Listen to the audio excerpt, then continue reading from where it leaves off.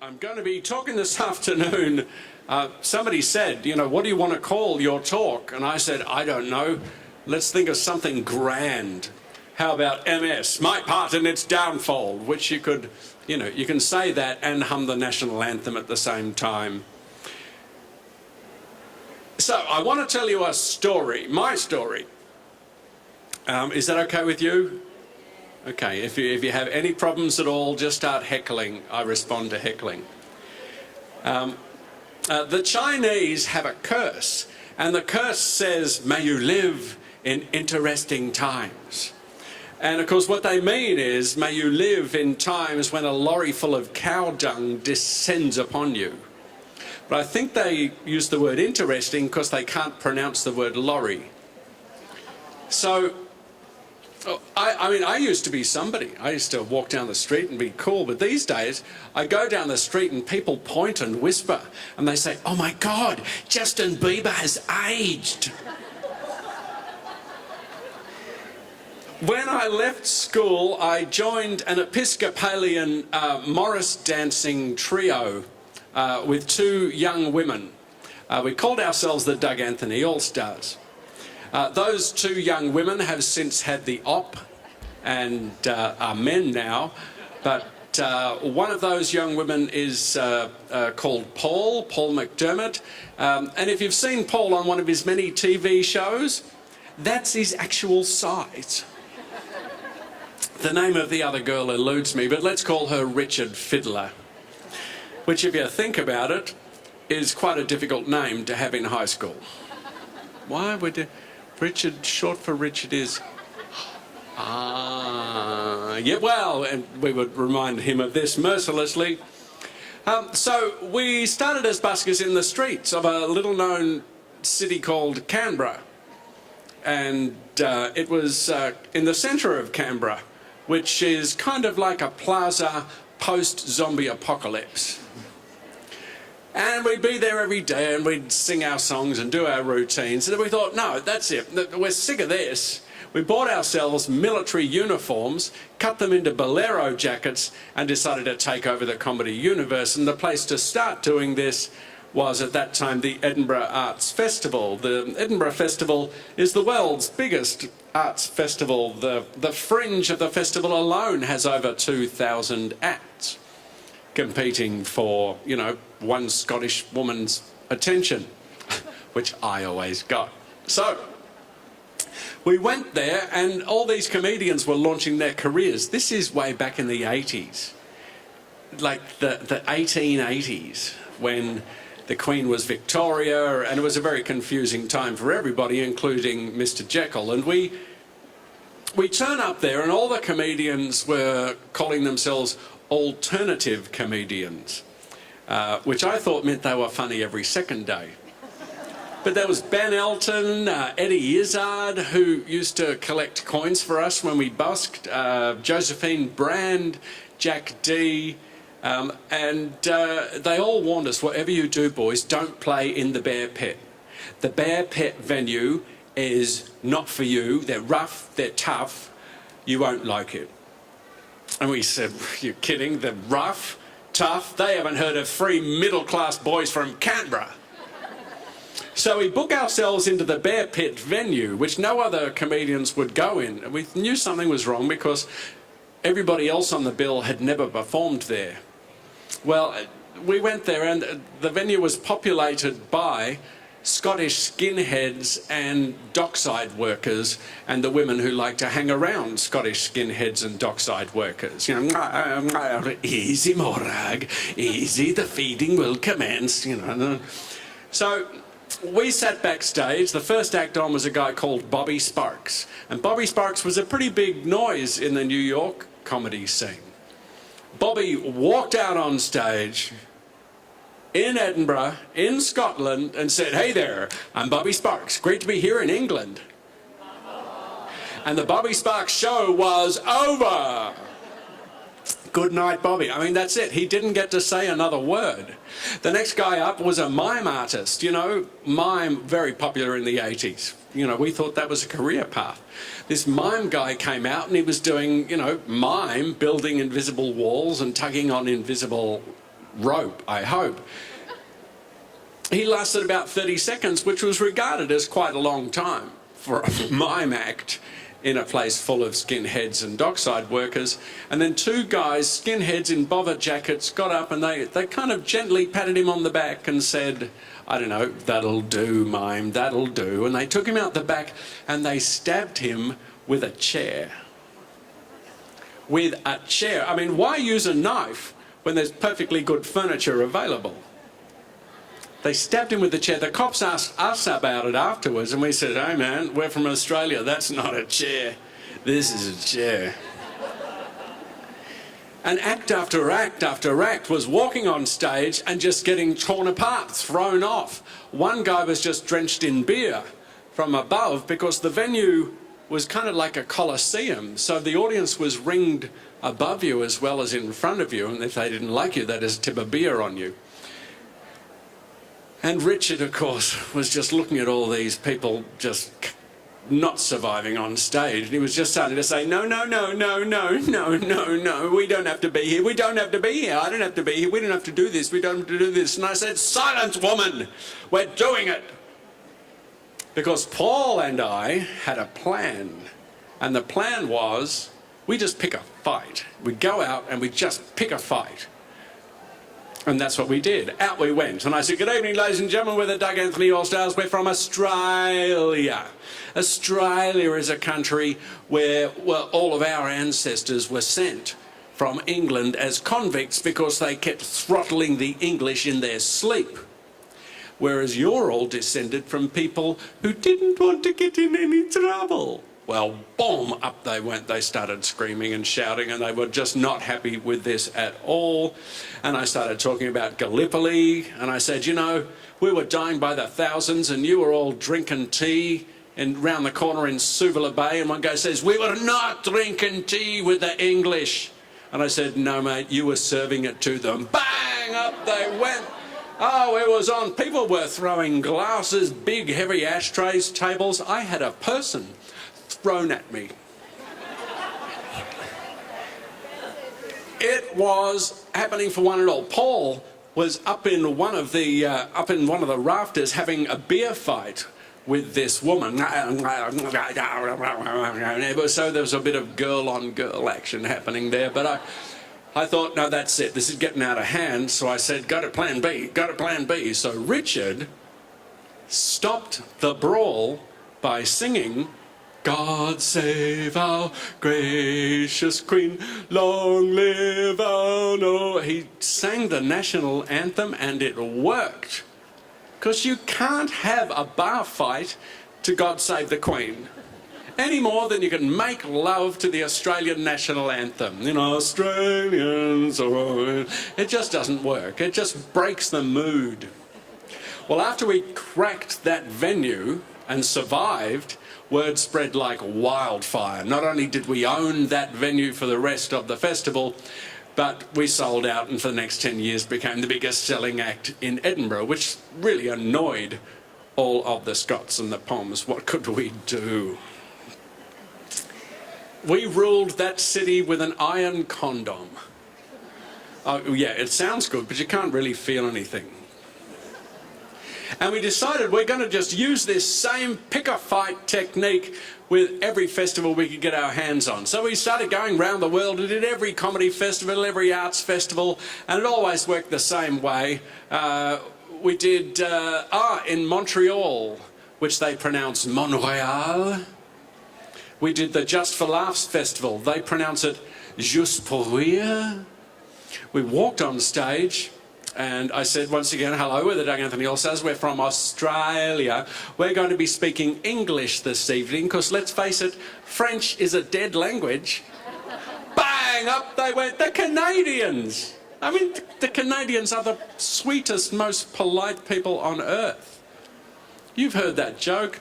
How do you get 20 rowdy Canadian partygoers out of a pool? You say, okay, time to get out of the pool, please, everybody. Well, there was a woman down the front pointing at me, screaming, fascist, fascist. And I said, thank you, but I don't like French food. Bang, up they went again. There was one guy who was biting the chair in front of him. He was so furious. He was biting a chair.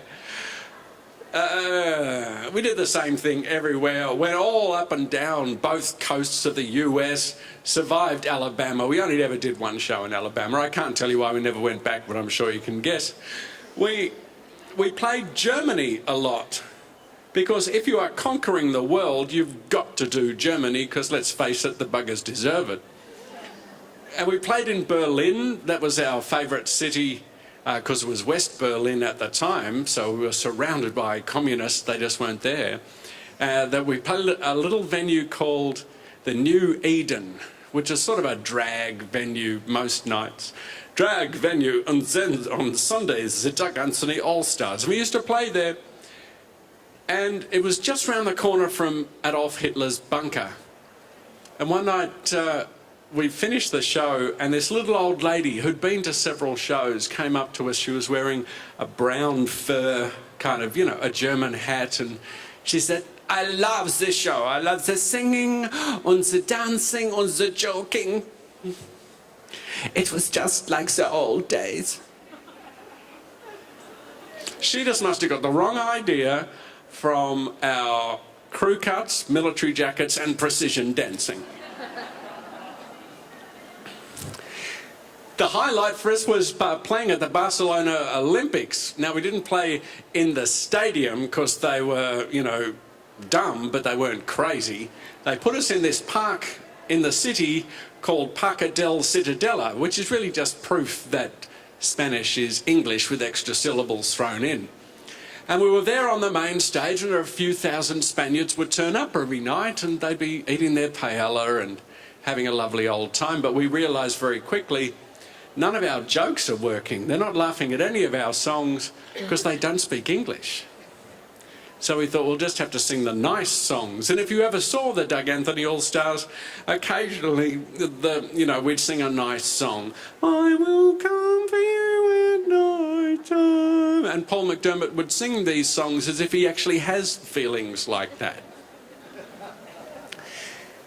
And, you know, they did seem to like it. And they kept coming back, and the crowds got bigger and bigger as the Olympics went on. Then on the final night of the Olympics, the crowd was just enormous. It went all the way up to the highway, and over the highway and up the hill. There were just people everywhere. And we did our show, and then just towards the end, when it was time for our encore, I said, "Come on, boys. We're never going to be here again." And so we sang a little song, a love song about dogs, which, if you know the group, you'll know that it was not really appropriate to sing in front of about 50,000 strangers. And all of a sudden, the Spaniards could speak English very well.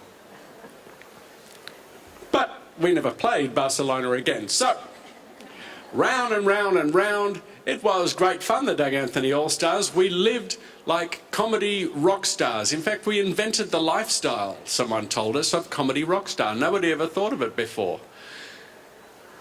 This was kind of like, sex, drugs, and Benny Hill music, which is, quite a combo. And of course we were greedy. We did all these political T-shirts because we worked out that singing songs about anti-capitalism sells a lot of T-shirts. Always been a fan of anti-capitalism since then. It built my house. I did one which was a picture of a toilet that just said, "Smash the cistern." Ah, yeah, striking a blow. Yeah, £25, 30 if you want it signed, 35 if you want it signed in their DNA. And this was what we did all around the world. Well, the All-Stars can't be, we never advanced human history by much. We can't be credited with much. Yes, we made the F word popular again, and then we said it so many times we made it unpopular again. But thirdly, and most importantly, Paul and Richard proved once and for all that female comedians can be funny. Which is good on them, crazy girls with a dream. So, one morning in London, I wake up at our place. We had an apartment on Piccadilly Circus, which, if you haven't been to London, is kind of like, you know, it's near the centre of town, and it's a big circle, which is, they just misspelt circle, I think. Well, Piccadilly Circus, this place was known to all the comedians in town as the party house, the place where you went if you couldn't get a cab home. So it was a 24-hour party zone. And I woke up one morning and I went to get out of bed, and I just fell out of bed. Boom. So I went to stand up, and then I just fell the other way, and I thought, well, this is different. I mean, I'm actually sober for a change. What is going on? And I realized that the left side of my body, most of my leg and parts of my arm had just ceased to function. So the left side was a bit like a physiological version of the Greens political party, only 10% active, yet strangely pleased with itself. And I thought, what is going on? And the boys said, what's the matter with you? You're walking along like a jalopy. I said, I don't know. And they said, well, you know, maybe we're just stressed. And of course we were stressed. Stressed was, you know, that was our lifestyle. We've been touring all around the world except Antarctica and North Korea. North Korean comedy industry is just very hard to break into. But we've been doing shows here and there. We've been making a series on the BBC and Channel 4, and shows even with HBO, back when they weren't cool. Now they're cool, apparently. And of course, we've been doing a season at the Criterion Theatre, which is on Piccadilly Circus. Criterion Theatre is where Oscar Wilde used to go to pick up boys who looked a lot like me. And so, you know, yeah, we were stressed. And whenever we were in London, we were living on a diet of Guinness and English food, which is like a slow-acting poison. So I thought, you know, whatever this is, it'll be fine. The boys said, we don't have to do the shows, you know. And I said, are you crazy? The show must go on, even if it limps. So each night I was dancing on stage, we're doing our shows, and I was moving like Beyonce on a bouncy castle. You know, put a ring on what? But nobody noticed. Nobody noticed the difference. We'd spent over 20 minutes practicing some of those dance steps. So the season went on, and after a couple of weeks, everything just seemed to clear up.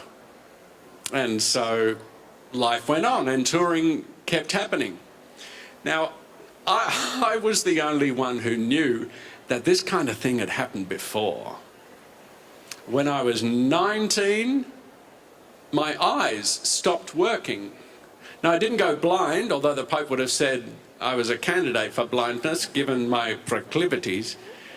But they just became slightly crossed, just a little bit. So everywhere I looked, I was seeing double. I could look up and see double, down and see double. It was weird. They were just out of alignment.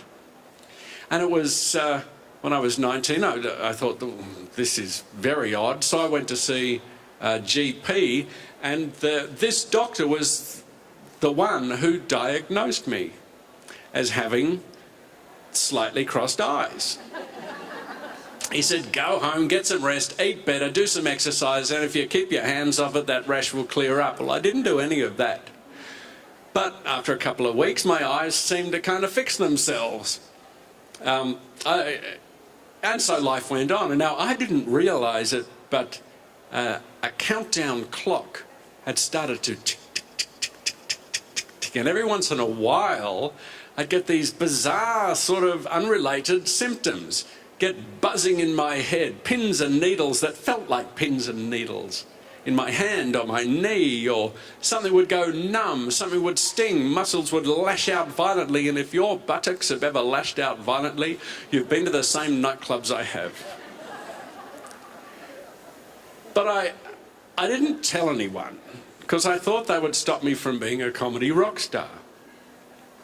And that was something I dearly loved. And also I knew they would bring common sense to bear. And that was the last thing I wanted. So, oh, and also, you know, in the back of my mind, where I keep all my very best secrets, I thought I was going to die.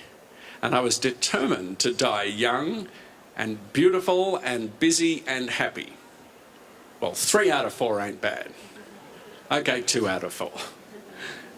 Busy and beautiful. So, wind the clock forward now to 1995, when most of you still hadn't been born. It was a magical, mystical time where the world was at peace and everybody ate dandelions. 1995, we're back in London, back at the Party House in Piccadilly, and we were back at the Criterion Theatre. And I had a full-on spazzo attack. Now, I'm sure, as you'd recognise, I'm allowed to say spazzo because apparently I am one. Much in the same way as Ellen DeGeneres can say dyke, or Tom Cruise can say short-ass psychopathic gay boy. I was having a spaz attack. And I thought, this just can't be sustained, because then nothing was working. I couldn't see, I couldn't stand up, I couldn't do anything. And so I thought, oh, I better go, I'm going to have to go and see a doctor. So I went to see a doctor. And he was a doctor in Harley Street. And Harley Street is where all the best, very best doctors are. And I went to see him. His name was Dr. Hodgman Smythe. And that's how he introduced himself. I said, hi, my name's Tim. He said, Hodgman Smythe. Okay. And he was one of those guys, round spectacles, not a hair on his head, wore a tweed jacket with leather pads on the elbows. And as he was talking to me, all I could think was, what does he do on his elbows? But he checked me out and he was, you know, tapping my knee to see if I had reflexes, and, you know, my knee didn't do anything, which is apparently a good thing. So he said, look, Tim, this is very, very, very terribly serious. You're going to have to stop whatever it is that you're doing. So I stopped blowing on his stethoscope. Can you really hear that? He said, you're going to need a new life plan. And I said, Doc, I've already got a life plan. I'm a Doug Anthony All-Star. And he said, yes, I've seen you on the BBC. Very Australian. He said, you will need a new life plan. I'd like to do a variety of tests. MRI, ECG, spinal taps, all that sort of stuff. And I said, oh, great, fantastic, that'll be really good. And I left his offices and I never, ever went back to see him again. But it had become clear that I couldn't sustain this lifestyle anymore, mainly because I couldn't get on the stage. And so I had to leave the Doug Anthony All-Stars. This was the hardest thing I have ever done. And I've kissed Carl Sandilands on the mouth. It was worse than that. So I begged and borrowed and, you know, stole and said, come on, guys, come on, we should just do one last final farewell tour. And so we did this sort of weird kind of tour. It was the 8th farewell final tour that the Doug Anthony All-Stars did, because sometimes we just needed a gimmick to sell the T-shirts. Doug Anthony All-Stars, closing business now. So we did that, and we gave the template of how to do farewell tours to John Farnham. And we scattered to the 4 winds. I know, we taught him well. He's the voice, try and understand it. He'll be back, don't you worry. Yes, so I came back to Australia, and I thought, I gave myself a week or so, and, you know, things started to work better. And I decided to hide in plain sight. This thing, whatever it was invisible. And I didn't know what it was, but I thought, I know what I will do. I will do the most physically active TV show I can get my hands on. So I joined up with the kids from Working Dog, and we made a series, a 1970s cop show called Funky Squad, which was kind of fun. I got to wear a blonde wig and wear polyester for a couple of months. But the thing with Working Dog is they do work like dogs. We just never stopped. It never stopped. And I made it through the series, but then the very day after we finished shooting, I think my system must have realised that I'd slept for more than 4 hours, because I woke up and everything had gone haywire. I had this pins and needles jabbing in my head all the time, and it really hurt. I was sitting on a bus and I felt this jab and went, ow! This woman stared at me and I went, hee hee. I didn't. I had this oily, pasty nausea in my guts 24/7, so I felt like one of those people who hands out how to vote cards for the National Party. How to vote National Party. Ooh. How to vote for Tony Abbott. Blah. And my legs were completely numb from the bottom of the knee down. So my shins got to feel like Nicole Kidman's forehead. And this would have been okay, except I was supposed to be giving away prizes at the Logie Awards that week. If you're not sure of the Logie Awards are kind of like an award ceremony for pig farmers in dresses. So I said, what am I going to do? Because something had gone seriously wrong with my face. This was the thing that worried me the most. My face had just stopped working. I couldn't move my face. I could talk, and I couldn't move my face. I couldn't move my face at all. It was like a ventriloquist act without a puppet. But I thought, I can do this. I will do my act deadpan. So there I am in front of the entire TV-making community of Australia, standing on top of these steps. If you ever see it on YouTube, you'll be able to see it. And I'm staring out, and down the steps I come, and if you watch, you'll see I'm banging my heels against each of the steps because I couldn't feel the steps, so I had to listen to them to make sure I'd connected. I got to the bottom of the steps, I went to the lectern, and, you know, I handed out a prize to this and a prize to that, and I did my material deadpan. I had jokes like, Darren Hinch walks into a bar. That's it. Darren was an alcoholic at the time. You're all too young to recognise that name. You're all way too young. And then I walked off stage and I thought, oh man, I've blown it. I've blown my career. I was going to be a TV presenter and that's it, because nobody wants to see someone who talks like this. But of course they loved it. Eddie Maguire came running up and said, how do you do that? Because I really think I might be able to take that up. There was Elliot Goblet, Australia's leading deadpan comedian. He came up to me and said, well, Tim, you should be very happy with yourselves. It seemed to go extremely well. And I said to him, well, thank you very much, Elliot. It did seem to go pretty well. And by the way, Elliot, I really like your work. Elliot looks at me darkly and says, clearly.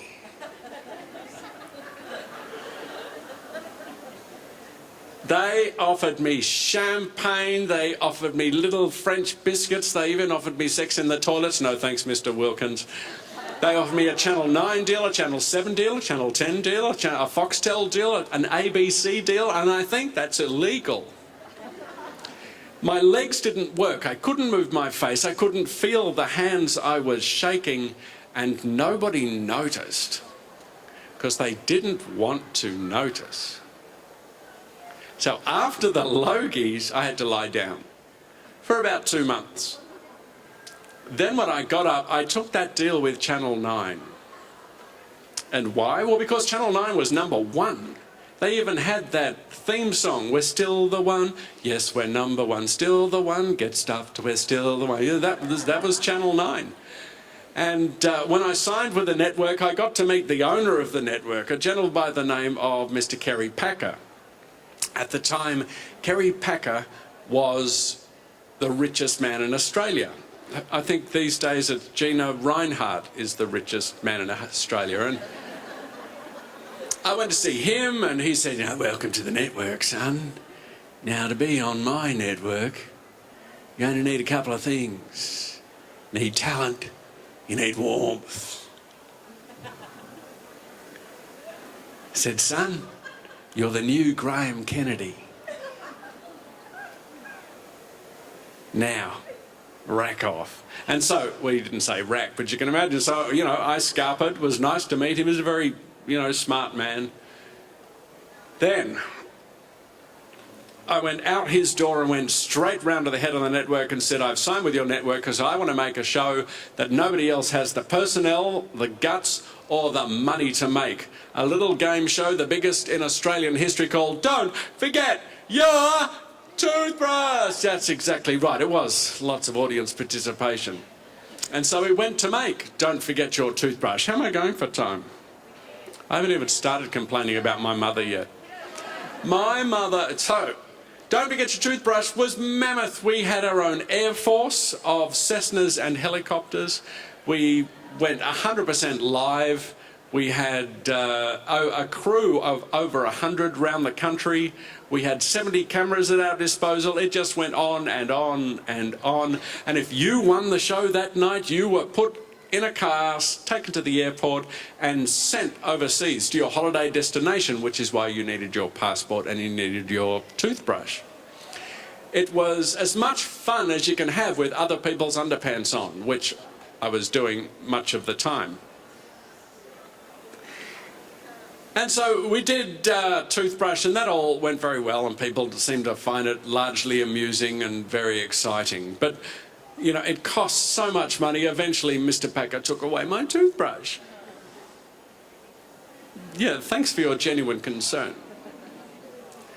That's much better. So he took away my toothbrush, and that was okay. Then we did a whole bunch of other very silly shows and Unreal TV, 47 episodes of rubbish. It was beautiful. It was great fun. And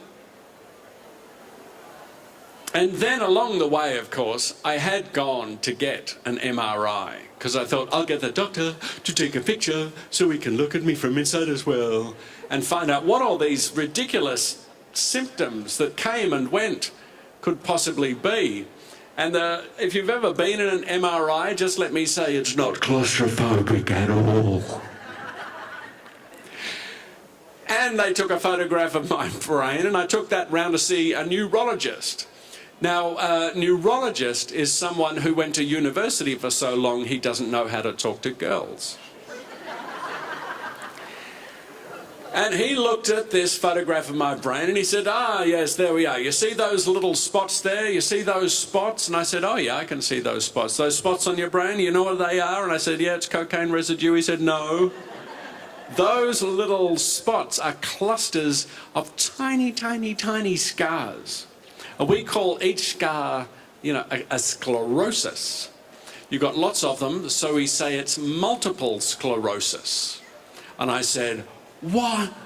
There are lots of them, so you use the word multiple?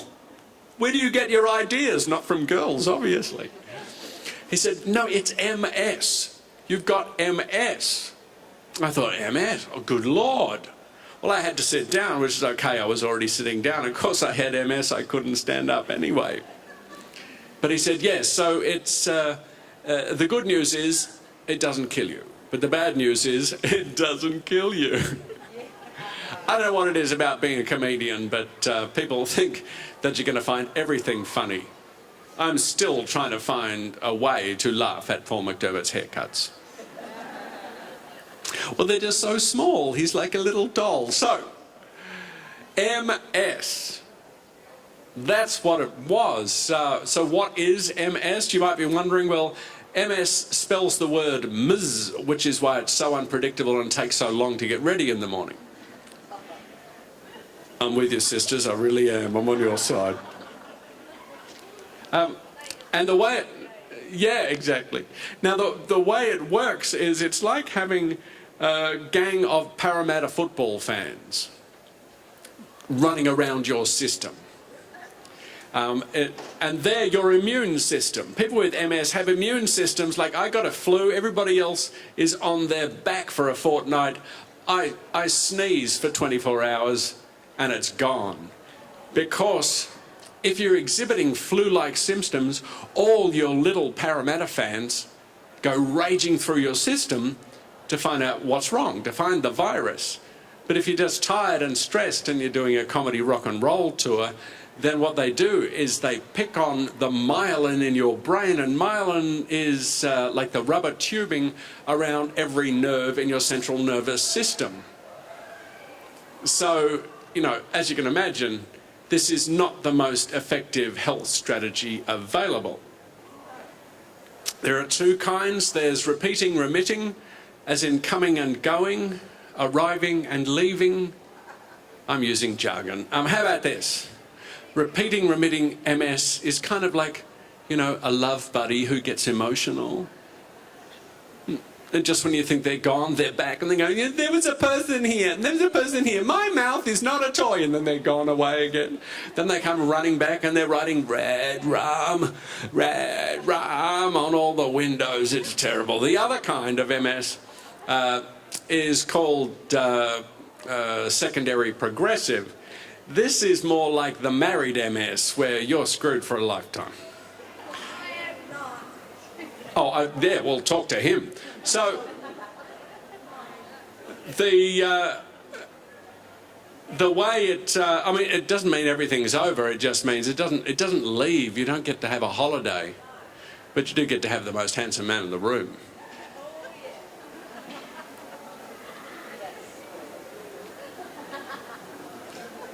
It's on, ladies and gentlemen.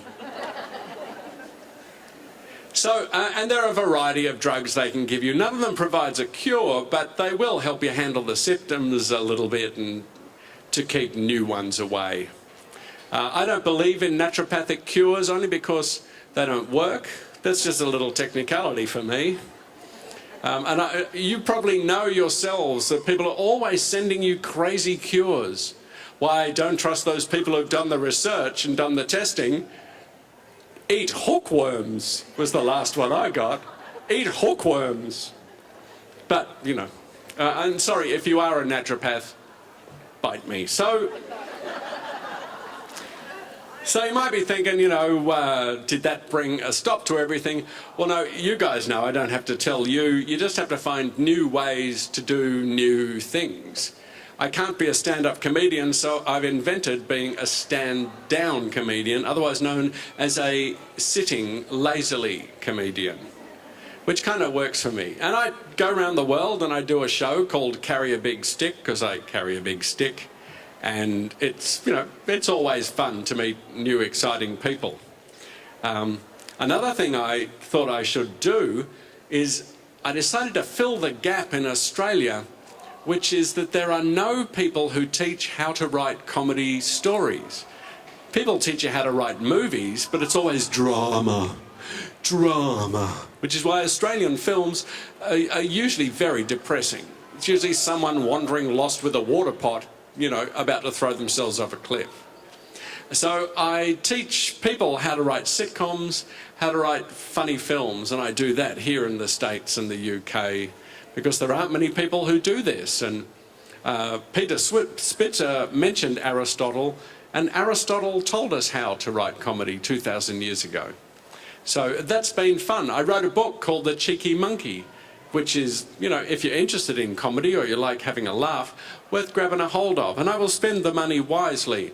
All money made from proceeds from The Cheeky Monkey go to research into the medical side effects on the human brain of Jaeger bombs.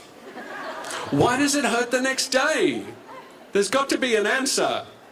And after Jaeger bombs, I'll do bourbon and Coke. There's got to be an answer.